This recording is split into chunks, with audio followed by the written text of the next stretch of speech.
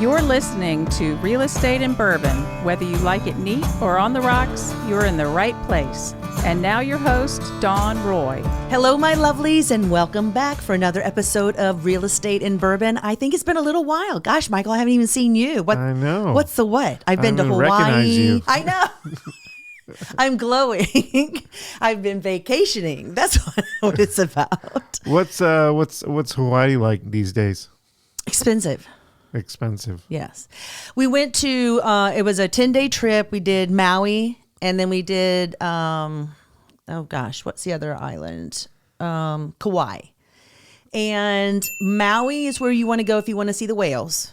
Okay. But it has a huge homeless population. I mean, encampments. Is Waikiki everywhere? Which one is more like luxurious? Because that's my parents been to that island. Well, twice. we weren't on the mainland, so like you're talking about like not the mainland. So we were Maui first. Amazing whale watching there. Yeah. And then the last 5 days we were in Kauai. I think Kauai is a much more rural. It's the difference between Myrtle Beach and Nags Head, or Myrtle Beach and something very go down to Emerald Isle or something. It's very commercial in Maui, and it's a lot less commercial in Kauai, but not as much to do. It's a lot of fun things. I mean, we did the helicopter tour. All of the scenes from Jurassic Park, we got to see from helicopter. Oh, wow. Our pilot actually flew in the second movie. Oh, really? Was one of the pilots that flew the helicopters. Oh, wow. That's cool. It was so neat. He's been a pilot for something like 20 years, and he said, I work 3 days a week, and then I fish and hunt. He's a native. And so he lives on he grew up there, so he knows the terrain like the back of his hand. It was really amazing. I've got photography and photos. I mean, I haven't even had time to go through. That's how many pictures we took. So I went to Hawaii. That was in February. I just got back from Myrtle Beach. I know. It's like I might need to work at some point. I just having too much fun. You started a new brokerage, and you're like, okay, I'm out of here. Bye. Yeah, I started a new brokerage. See you kids later. Toodles. Deuces. And that has been fantastic. And Susan, she's been on the podcast many times, and we'll get her back after she gets back from spring break. And she has just created this amazing culture that is exactly what I was looking for. And I know that people are like, oh, culture, it's just about selling houses. No, it's not. The people that you surround yourself with really help you either to be better or to be stagnant. And she and the people that she has built around this cute, wonderful little boutique brokerage helps you to be better. Because there's just no stupid questions. There's no it's all about just what do you want to do? What is your vision for your career and your life? And how can we help you achieve that? And a lot of people don't realize how important that is when you are in a profession like real estate. So you need a lot of support because it gets very, it can get lonely and very cruel quite fast. So how many people are at that? I think she's at 9 or 10. Okay. I mean, it's tiny and it's lovely. Yeah. And that's just, it's hyper local. Yeah. That's what I tell people. I've done the big box. Yeah. Nothing wrong with what they do. I just wanted to be super hyper local to my folks and in my relationships. So, it's like you and I've been using you for how long? I know. I have a lot. 8 or 9 years for sure. I have a lot. I was just talking to somebody the other day, and they asked me how long I've been doing this. And so I have probably well over, I would say 15, 20 people that have been using me since day one. Yeah. So, I mean, I guess that's a good track record. I think it's a great track record. You know what I'm saying? I mean, and that's what you want. There's clients come and go, for different reasons and so nothing bad. Well, the new shiniest object that goes flashing before their eyes, they go after it, right? Yeah. I'm the type of person, I have a core group. I consider you guys part of my team. Yeah. I have a core group. I have, core professionals in each of the areas that homeowners need.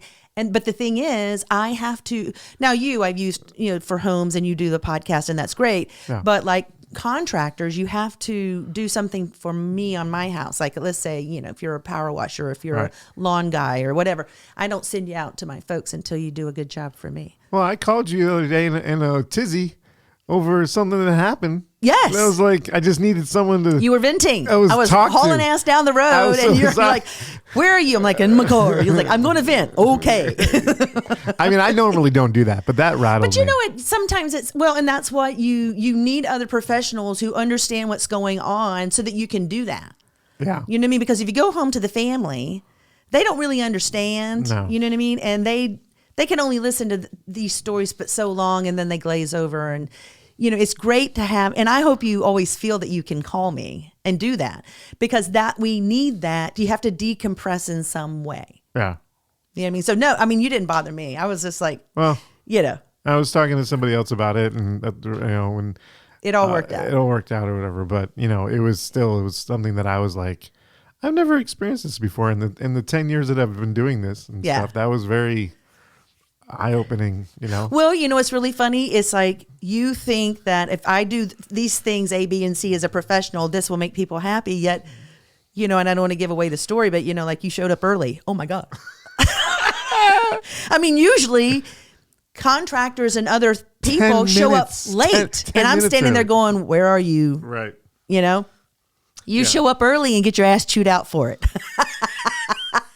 Which is the best. If you're going to get shit for doing something on a higher level. That's what I'm saying. Let's throw a couple quarters for that one. All right. You know what I mean? Get shit for doing your job and at a higher level to the point it takes them by surprise.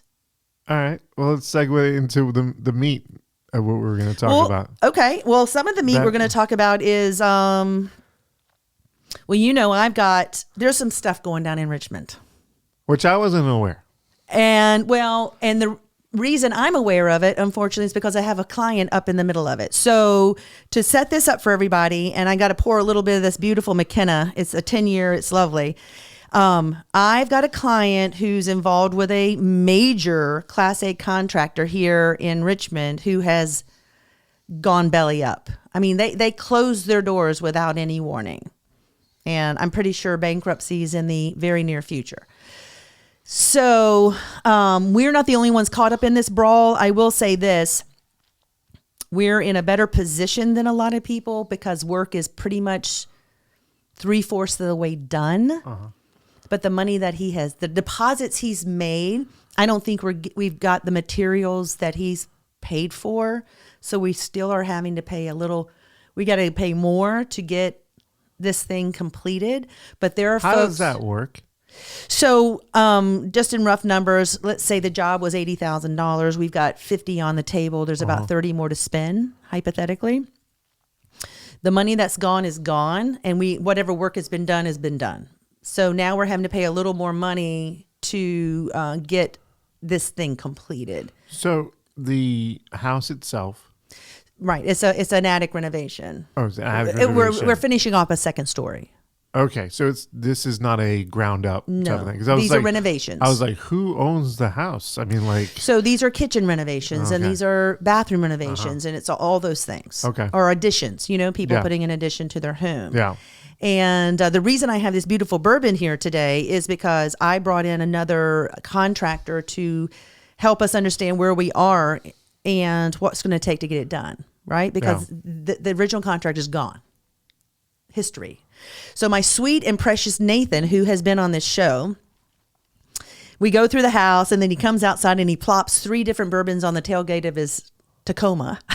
And he goes, I picked these up. Which one do you want? I said, I'm the one that drove you all the way out to Montpelier. I should be giving you. He goes, no.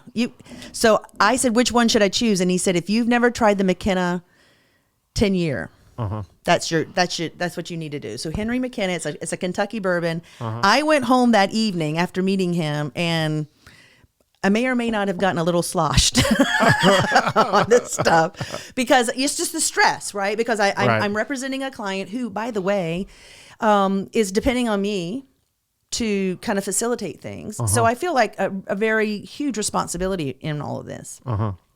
I didn't see this coming. A lot of people on Facebook are going, when we saw this coming, you could have told all of us. Yeah. Thank you very much. So anyway, this beautiful Kentucky bourbon, and it's so smooth. Ladies and gentlemen, get you some of this. And it may or may not be 10:30 a.m. on a Tuesday morning. We did have an 11 o'clock. We did have an 11 o'clock. We were a little closer, but you moved it up. So That being said, I understand as a professional and as a homeowner why people are so squirrely about contractors. Here, contractor community, please do better. I feel like there's not a harder what's the word I'm looking for?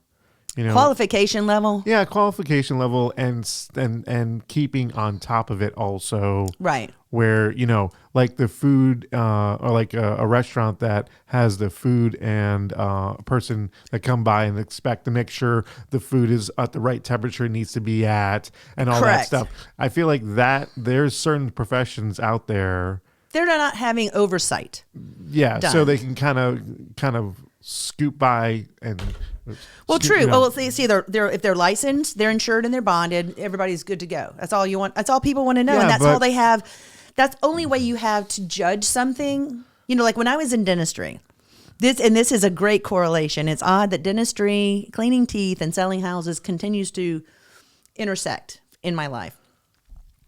We used to say all the time, most people, when they pick a dentist or any healthcare professional, they don't really know how to judge whether that's a good clinician or not, whether they are really good at their profession. People, the public judge based on do you keep staff? Is there low turnover? Is the office clean? You know what I mean? Very esoteric, superficial things. Yeah. That's how we kind of judge contractors. Do you show up? Are you licensed, bonded, and insured? I mean, we really don't know. No. I got someone I can call right now that's in the middle of something. I want to call them about about this situation. About this situation for contractors. Are they using this company? No. Okay. No, I'm gonna see if it's a drywall. And he got scammed, not scammed, but the guy ghosted him, and now he like $2,500 lost. Of course, on getting drywall. Of course, I've always wanted to do this. Hold on. You've always wanted to. Michael's always wanted to do a live. Let's see if he picks up. Tell him he's on the air. Yeah, I will. He's an employee. Hey, you're on a podcast, and we're actually talking about the situations of contractors. Okay. Can you go and give me this is Eric, by the way. He's one of my employees. Yeah. Can you go from a quick little rundown of what happened and where you're at, how it started? For my drywall guy? Yeah. So I had a drywall guy that did my second floor, so I just, contracted him again to do the first floor. He did the kitchen and the bathroom, or the kitchen and the dining room. Okay. So he came and did that. But then when it came to do the rest of the first floor, he just was a no-show. Every time I called and asked him, when he was coming, he'd be like, "Oh yeah, I'm coming Monday." And Monday came and went, and he just never showed up. So the bad part was, like, normally, this is how he worked when he did the second floor too, was you pay him up front for materials, he'd come and then do all the work. So I did that for the kitchen and the dining room, and how much was that? Worked out fine. $2,800. So when he was going to do the rest of the first floor, he's like, "Hey, can I get $2,800 so I can get materials?" I'm like, "Yeah, sure, here it is." And then I haven't seen him since. So I have talked to him, but I haven't seen him, and he hasn't shown up or done anything else. We might need to visit the courthouse. Well, he has a relative that is a lawyer that might be going into trying to send him a letter or something like that. At least, yes. But what would you recommend? I'd be filing a warrant in debt at the courthouse. Yeah. Oh yeah, and reporting him to DPOR. If he's licensed, It should be. Yeah. And that's kind of the thing, We looked him up and couldn't find him as a license. I don't know if he had his license before, like when he did a second floor, but then since then he doesn't have it anymore. So, but then that becomes, after talking to my lawyer person, he'd say that becomes an issue where he's operating as a contractor and he's not legally licensed as a contractor. Correct. People sometimes wouldn't know to double check on that. They just ask them, "Oh, are you licensed?" They said, "Yeah." Yeah.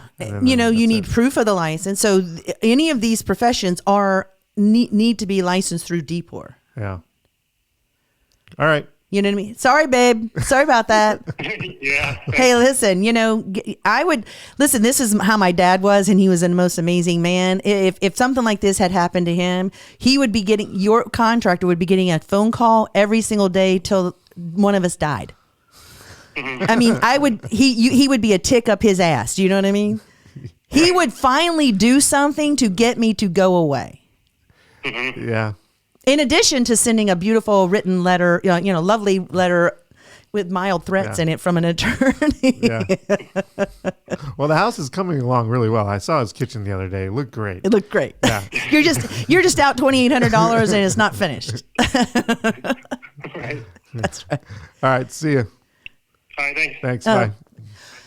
Well, and the thing is, I mean, kind of the moral of the story is, this is happening to people all over, right? Yeah. And the moral of the story is, even if they're licensed through DPOR or not licensed, like it seems like this gentleman is, it still doesn't protect you.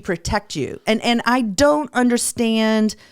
I don't know. And I'd love to have a conversation with someone how to protect the consumer against these kind of things. You know, because this particular company had a great track record. They did a lot of business. And sign contracts? Listen, in talking to some of the employees, there are people who have put 6 figures down as deposits with no work being done, and it is gone and it will never come back. I'm sure there are class action lawsuits in the pipeline, and they're not only homeowners that are in the positions, there are major suppliers, lumber, plumbing, etc., who haven't been paid to the tune of 6+ figures. That is crazy. It's almost like that's scamming. That's a scam. Oh, it is a scam. Yeah. And by the way, you know, just as a side note, they came to my homeowner back, I want to say it was early February-ish, asking for a second deposit. You know, so you get initial deposit and then work gets done, and then you get another draw and work gets done. And we're like adamant about getting this. They had to know already that the ship was going down. Yes. Because this happened in March, right? Yes. The ship was going down, and those MFers hit my guy up for another $26,000, knowing that shit was going down. That alone, to me, listen, the money's one thing. That alone shows intent. And if I was an attorney, which I am not, right? To me, intent is really where the rubber meets the road. Yeah. So anyway, that's how I have this beautiful bourbon, because I took another contractor to see how to finish this thing off, and that is really, I mean, my stomach has stayed in a knot for weeks because I am sick for my seller, my owner. That we're embroiled in this. Did you recommend this company? I gave them some choices, and this was I highly recommended these folks, and to the extent they had been out to my house to quote me on my kitchen, and I was this side of getting ready to get them to start that work. I had not signed anything. I had not given any money. Yeah. But that was $40,000 reno. Yeah. Right. It could have been. Yeah. All day. Yeah.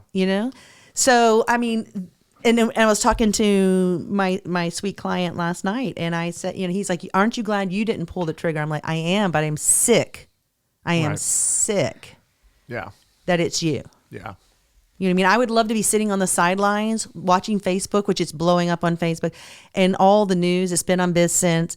I would love to be on the sidelines going, wow, that must suck. And I'm not. I'm in the middle of it. And it's nerve-wracking. Quite frankly, because he will have to spend more money to get the original job completely done. Yeah. Because when you bring another person in, they've got to have their they got to do and they got to do all their measurements. They got to make money. They're not going to do this for free. Yeah. So they're not going to give you a discount. The original proposal is worthless. Yeah. So there's that. Crazy. Crazy shit. You know what? Another thing. So I told you I had a little trivia for you. 2 guys in Chesapeake have been fined, or they were convicted of selling insider ABC information to the Bourbon community. What? They're not going to pull jail time, but 2 dudes were selling. So the Bourbon community is huge. And the ABC here in Virginia, I mean, you know, you never know when a drop is happening. You never know when something really special is going to hit the shelves. And if you do, you get it, you know, because they usually don't have many choices of, you know, they might bring in, you know, something interesting, and whatever shows up, the store shows up. So somehow these guys got inside to some people on the ABC line, you know, like warehouse people, whatever, and would find out what store's getting what. And they started going on to different bourbon sites and selling that information. That's crazy. And they got convicted. They're not going to pull jail time, but I think if they do it again, I'm sure it's going to be. But I mean, how many other people are doing that? Tell you what, I get emails about certain drops coming in, but you don't know if it's going to be the store that you're near or whatever. But there are people that it is serious for them. I mean, I love bourbon. Don't get me wrong. And when someone gifts me something beautiful like this 10-year McKenna, I am beside myself thrilled. But I'm not going to make it my mission in life to drive around, you know, ABC stores here. I mean, that's obsessive in my opinion. Yeah. You know what I mean? And one of the guys had over 200 bottles in his personal collection that the ABC they're going to destroy. I'm like, what? Why? Why would you destroy? So the attorney, you know, the one that involved for the state, like, yeah, he's got 200 bottles, and as soon as everything's, you know, shakes out and this has been settled, you know, those bottles will be destroyed. Why though? That is the stupidest comment. Just discount it. Put it up for sale as some sort of, and donate the money to charity. I mean, think of other creative ways than destroying. What are we in prohibition? What the fuck? I mean, you know, what a retard. And it was a woman. I think that's $1 right there. That's okay. 1 quarter, 2 quarter, 3 quarter, 4 quarter. There you go. Oh my God. Don't destroy the bourbon. The bourbon didn't do anything wrong. You're punishing the wrong people. Shit. Okay, here's the next one I got. I think is funny as hell. This will mean nothing to anybody who listens to this podcast anywhere but in Midlothian. Okay. Westchester Plaza, which is a nice booming plaza. It was one of those plazas started in 08, 09, 2010 when the economy was in the toilet, and has now flourished. I mean, they're building stuff out there. Townhouses are going up the whole 9 yards. It's right off of 288 in Midlothian. Did you see that they're building townhomes right next to not across from the Panera, but on the other side? Yes. Who wants to live? Well, they did that right up here there at Midlothian, and there's Ryan Homes that stare at the Publix. Yeah. You know, some people might think it's cool to walk out your front door to a grocery store. I don't know. Not much of a view, but so this is the funniest shit ever. Westchester Plaza is owned by the California State Teachers Retirement Fund. Wait, what? Not Virginia State, not the teachers union here. No. Westchester Plaza is owned by the California State Teachers Retirement Fund. How is that possible? Hey, man, they must have some deep pockets. That's all I got to say. So they started it. They were co-owners back in 2014. 2014, they took sole ownership and bought out the group that they went into it with. And I mean, I just think that's funny. What? That's trivia. I mean, ladies at your next bunko, throw that out there. That's great information. So it's like they'll build anything, anywhere. It doesn't matter. Like, they don't live, they're not going to, they'll approve anything. Because it's going to fund the teachers. Yeah.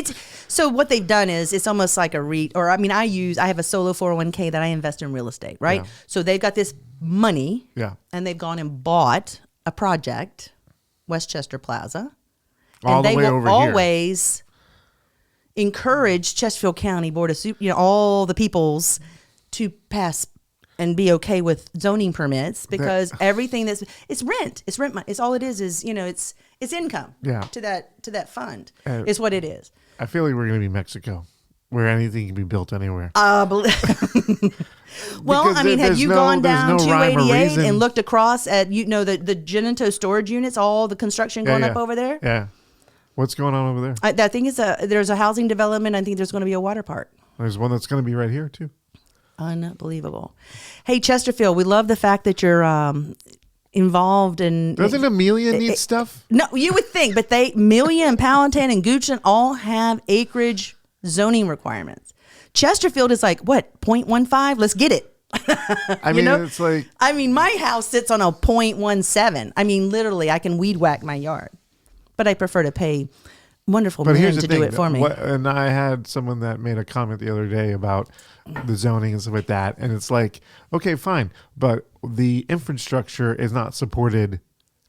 Like the roads and stuff like that are not going to be supported by the amount of influx. No, absolutely not. And neither is the school systems or anything else, all the other infrastructure. So it's like you're shooting yourself in the foot, and then they're going to just, be having problems left and right. Yeah. Because they got so many people in this one small area. Yeah.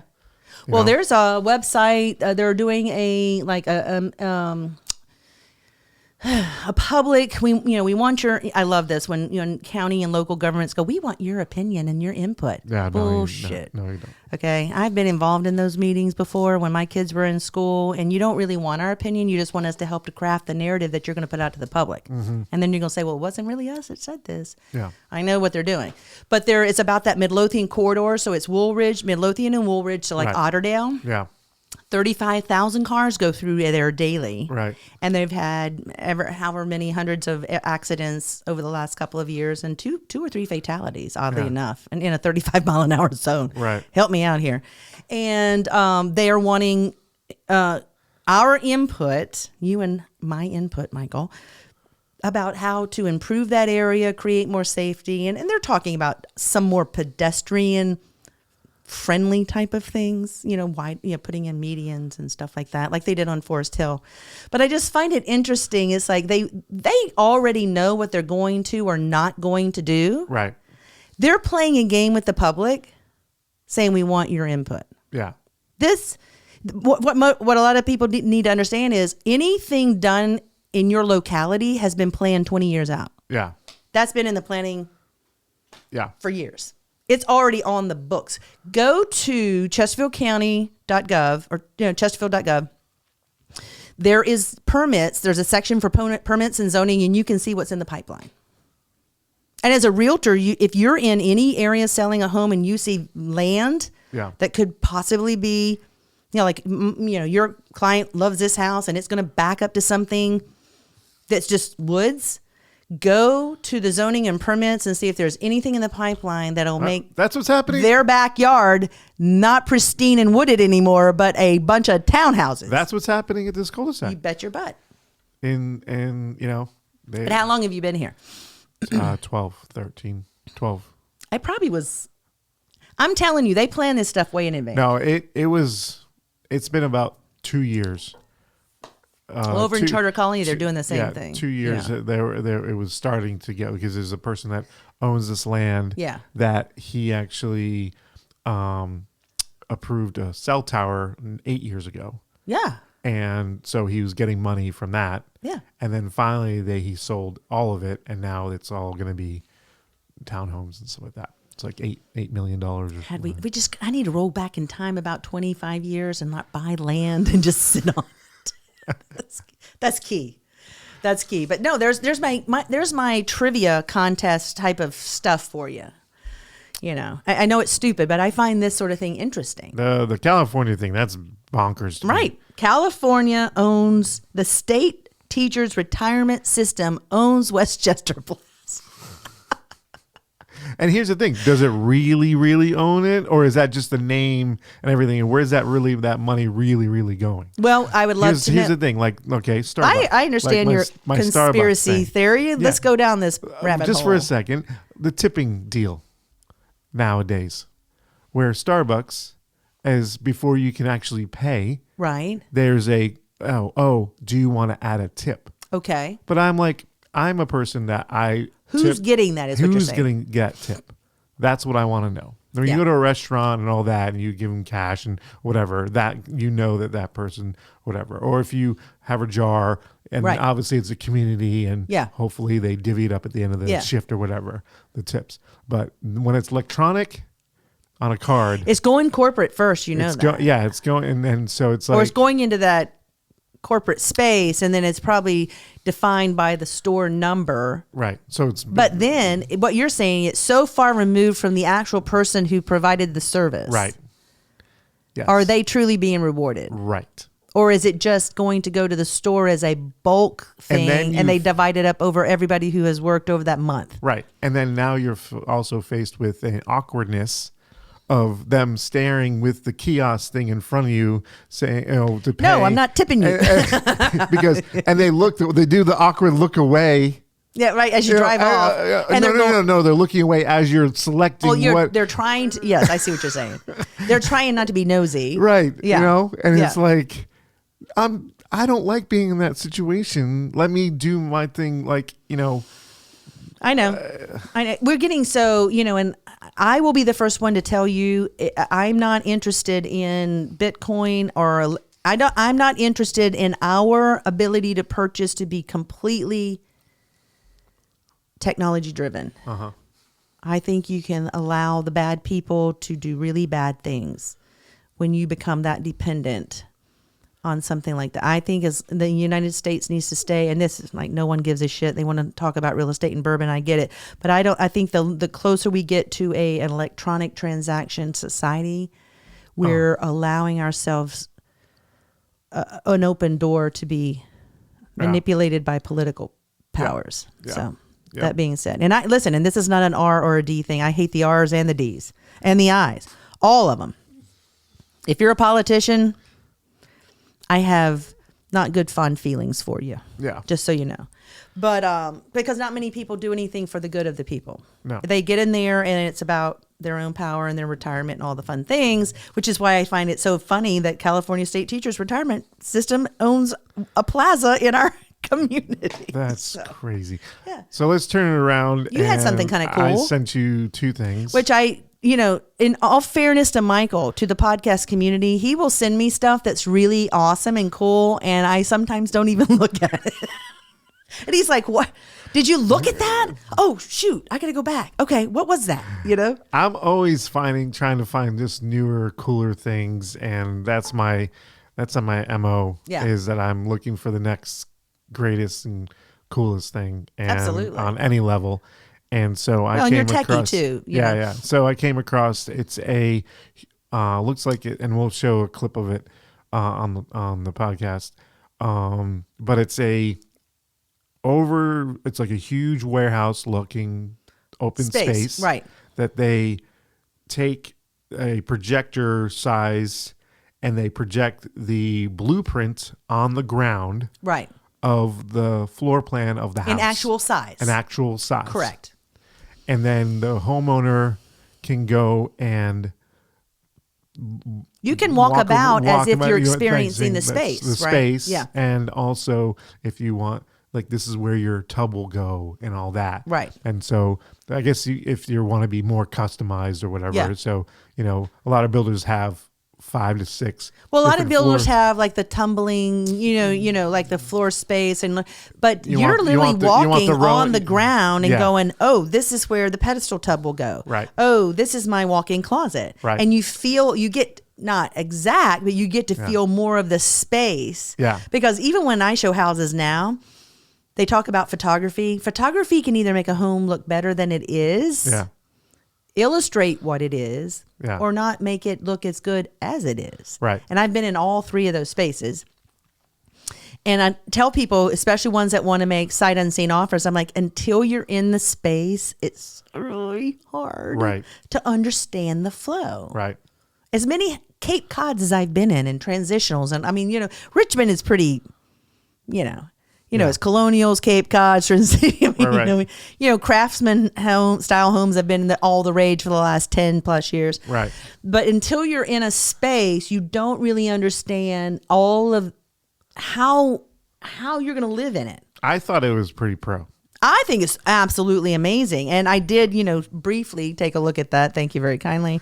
I appreciate you sending me the technology, but, I'm not as in tune to the technology like you are, which is why we work so well together, Michael. I saw something that, and I don't know if I can find it, but it was basically a kitchen rehab. Yeah. And they basically, the colors of they had the whole picture of the kitchen with the cabinets, and you click on it, and the cabinets would change different colors. As you stood there. As you were like wanting to see, what does it look like with white? What does it look like with black? Now that is pretty cool. And it was pretty darn accurate of the actual kitchen size and everything. Yeah. And so you can, that was pretty pro too. That's, a lot, because a lot of the builders have these design centers. Right. Something like that would be. Yeah, I just photographed and videoed Eastwood Homes. Yeah. They just have a new design center. It looks fantastic. Yeah. And they have the, where you can picture the floor plan or the floors and the banisters and all that stuff. So, but that 3D. That's pretty hip, though. You have to. First of all, you're gonna have to have the space to do that in. Huge, because it literally it looks like a warehouse, allowing you in true size of the home of the house. Yeah. So it's like a huge warehouse, hangar size. Yes, hangar size. Yeah. Very cool. And then you did, and it's really funny when you sent me the other one. My soon-to-be daughter-in-law, my precious son, is getting married this fall. So I'm busy with all of that. That's super fun. She sent me some things probably last year about this 3D. And when you sent it to me, 3D printing. Yes, 3D printing. And they build a house with printers. Right. And it's really cool to watch it. Yeah, we have a clip of that. We'll show the clip of that. Yeah, show the clip of that. That's pretty interesting too. I think the technology now, whether it's like the solar homes off of Courthouse, whether anything takes off and becomes a staple. They're building 150 of them. Yeah. In this one community. Right, but I'm saying whether that takes off completely nationwide. Yeah. Or whether it's a fad in certain areas. Back in the, I don't remember when these homes were built, but there's a little solar home community that have water walls. Yeah. If you don't know about that, call me up. I'll let you know. Yeah. But they have water walls, and as the water is heated by the sun, then it helps radiate and heat the house. But that, which is kind of like a radiator, right? Yeah. That you see in older homes. But it's a unique concept, and I love that engineers and whether it's architects or whoever is looking into things like that. Because why not? Why not figure out another way? What other resource can we use, right? Yeah. We got to evolve in technology and take advantage of it, and what can be, I'm sorry, but I'm a Tesla lover. Yes, you are. The Giga Texas is producing vehicles, or they're about to the Cybertruck, but it's going to be the first ever pressed die cast of the vehicle. Right. So basically, it's mass producing of that line of cars, and which will go to other. But it's like they can pump out way faster. Because it's all pressed, right? Basically, right. And so that's just it's amazing. It doesn't matter. I will tell you, I'm never getting into an electric airplane. Just so you know, it still glides. If the engine goes, you're still gonna glide. Get it in the air. My brother, who's a pilot, he said the two most vulnerable times when you're in an airplane is when they're taking off and when they're landing. Yeah. That's the vulnerability of an airplane. Yeah. If if shit's going down, it's usually then. Yeah. You know what I mean? And so he wants to, and you and I talked about this, and we might need to do something. He wants to come to Chesterfield Airport, and it's basically a Volkswagen with wings on it. Yeah. And he wants to take me up in there, and I'm like, if I'm going to Jesus, I want like 200 of us going at the same time. You know what I mean? I want a big boy car. And I want to be sitting in first class with a glass of Woodford Reserve in my hand. We talked about doing the podcast. We should do a pod. Yeah, we need to bring him in this summer and do a thing over Chesterfield County. Yeah. You know, which I think it'll be different. I will have to be drinking because I will be so nervous. Not because of him, because he's awesome, but I mean, I hedge my risk benefit kind of things on everything. Yeah. And I'm not in control. When I'm in an airplane, I'm not in control at all. Right. Which drives my little person crazy. Well, that's why I usually sit first class. Not because I'm super wealthy, but I just decided I experienced it once where, you board first and they come and ask you, do you want to drink while the rest of everybody's boarding? And I go, Woodford Reserve. Thank you very much. Yes. So, and she's like, it's 9 a.m. I'm like, and your point is. Yeah. Owen's only flew a couple of times, and I think majority of the time it's been first class because I'm like, I've found the tricks of how to upgrade at the gate type of deal. Yeah. And only pay $20 basically because they got and you get to board sooner, right? Sooner. And so Owen's like, we got on a normal seat one time. He's like, what is this? This is we've downgraded. Are we poor, Dad? Yeah. Are we poor now? What happened?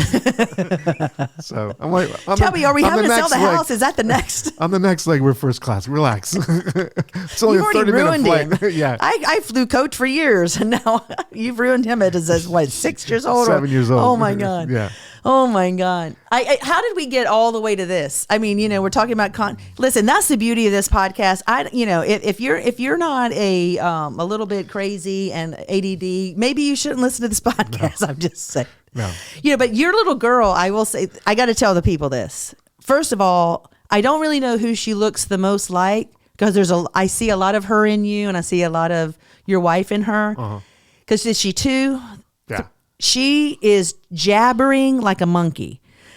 As soon as I hit the door this morning, she's like, blah, blah. And of course I had to have the nanny translate 2-year-old jabber. Right. Because I'm outside of that space. She's amazing and as much talking as she's doing. I mean, it went from 0 to 100. Yeah. Blah, blah, blah, blah, blah. And she's very, very, very, very, very independent already. I love it. Like she just, think that's she fantastic. Gets really mad if you try to do something for her. Like it will drive her nuts. Yeah. I can do this. I do it. I love that. So, does she boss your son? Oh yeah. Oh yeah. As well she should. Oh yeah. She swacks him, hits him, all kinds of stuff. Well, my brother and I'm first and he's second. We're 21 months apart. Oh wow. And if you were to see us in public, every time we're in public together, like we go to a bar, like the female bartender they think we're a couple because I look like Dad. Chris looks exactly like my mother. I mean, my mother was quarter Cherokee Indian and he's dark curly hair, brown eyes, olive skin. Obviously, looking at me, I'm blue-eyed blonde, fair. Yeah. And they think we're a couple. And I always have to say, hey, brother, and to let the female bartender know that we're not together. And then all of a sudden, she lights up and starts in on it, right? Yeah. And as well she should because he's a gorgeous man. Yeah. But it's really interesting how, I think there's so much in her that's both of you. I can see you in her eyes. Yeah. But I see the coloring and your wife. I think it's interesting how children, we'll see how she ends up. I do now that I've seen a boy's side and a girl's side on this age that it seems girls are a little more. I thought Owen was pretty advanced. Daddy attached. No, advanced on catching on things and stuff like that. But she's way more in tune at her age than I thought she would be. Yeah, I mean, even and to be honest with you, he is a help there. Yeah, because she's mimicking a lot of what he's doing. That's true. And I think that helps. Conversation wise, but is she daddy attached? Yes. Yeah. Yeah. But that's kind of where I was going because I was super daddy attached. Well, I'm like my father. Yeah. In personality and looks, the whole 9 yards. But she jumps in on conversations with if I have with Julie or something like that. Yeah. She's like she jumps in like she's in part of the conversation. Of course. And it's like Well, and that absolutely is 100% helpful in her language development. Yeah. Usually the second one, I mean, this is not scientific. I did take child developmental psychology, but the development from in language skills is a little bit sooner in second, third, fourth, because they're emulating the first one. Yeah. Aaron, my oldest, who is getting married this fall, I think he grunted for his first 3 years. Huh. He was like, muh, muh, ju. I mean, it was like very, very rudimentary speech skills, right? But he was physical, meaning he was walking at 9 months. Wow. I was almost going to pull my hair out. I mean, you look forward to those little milestones, not then, you know? Right. My second one was speaking full sentences as a year. Yeah. But didn't walk till after a year, right? And was very tactile, would squat in front of like Legos or toys, but really wasn't interested in running and jumping and leaping. Right. Aaron was climbing cabinetry at 9 months old. You know what I mean? And so I think the first one helps that second or third child in developing like language skills, because they see someone, a little person, right, that they more connect with, right? Yeah. So I think it's interesting. But so here we've gone from shitty contractors to child developmental psychology. There you go. You know what? You're welcome. Yeah, you're welcome. You're welcome. Whatever we can do to bring levity to your life. It's like a buffet. For your ears. It's a buffet for your ears. If you're willing to hang in there with us, God knows what we're going to talk about. It's like going to a 7-course meal and not knowing what the next course is. You're not sure. You're not sure. But you're going to try a little bit of it all, right? Yeah. Because it's all good. Right. And it's all good because of you fine people. I adore you. I get so many comments. And Michael, people always ask comments on what? Me? Comments on you, comments on the podcast, the topics we talk about. I find it interesting when people find out I do a podcast and I let them know. I do preface and say, well, I just want you to know I love Jesus, but I cuss a little. Yeah, and they're like, oh, that makes it even better. Yeah. So if you don't like profanity, this might not be your jam, but as Brene Brown says, and this is one of my favorite quotes from her, I don't think that cussing and praying are mutually exclusive. Uh-huh. And with that, I'm going to say thank you, my sweet friends, for joining us today. Cussing and praying is not mutually exclusive, and drinking bourbon and talking about real estate, I think, go hand in hand. I can't wait to see you again, and I'm so glad to see you, Michael. It's been a long while. Yeah, we need to jump on this and I got some guests lined up. They're going to be fantastic. You guys are going to love. And if you can get a chance, get yourself a bottle of this aged 10 years Henry McKenna. This is good stuff, super smooth, not horribly spicy for even the virgin bourbon drinker. You would love it. And if you want to try really good bourbon and do an assortment and just get an understanding, please visit McCormick's Big Whiskey over at Parham Road. He's got a Eagle Rare barrel pick that will knock your socks off. So until I see you again, please like, subscribe, do all the things. Let us know what you want to know about, because when it comes to real estate and bourbon, we love talking about that shit. You've been listening to the Real Estate and Bourbon Podcast, hosted by Dawn Roy. Have real estate or bourbon questions or a juicy story you want us to talk about? Call our hotline at 804-293-0550, and maybe you can be on our podcast. This has been a Studio 77 production. Be sure to subscribe, like, and follow the Real Estate and Bourbon Podcast.